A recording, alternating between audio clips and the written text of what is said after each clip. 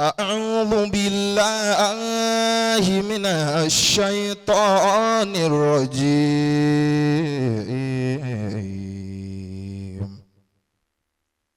بسم الله الرحمن الرحيم. إنا أنزلناه في ليلة القدر وما أدراك ما ليلة القدر.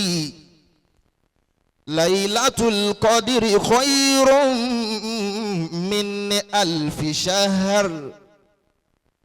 تنزل الملائكة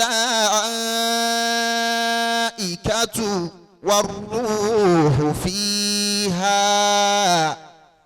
بإذن ربهم من كل أمر. سلام هي حتى مطلع الفجر. صدق الله العظيم. صدق الله العظيم.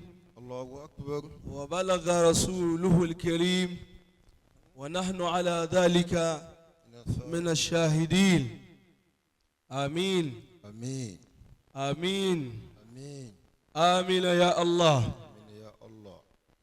The reciter and the listeners will hear their rewards in multitudes, especially during the month of Ramadan, especially during the last 10 days of Ramadan.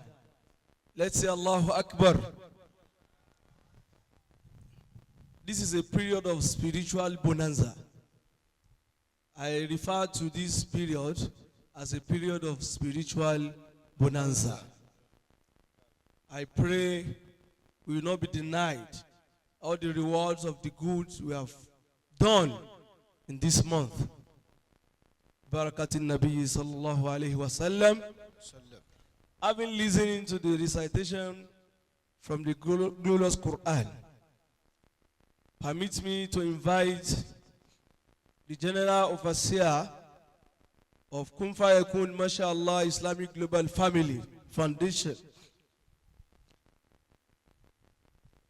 Al-Sheikh Suleiman Mahmoud Osyoyemi, أدام الله حياته.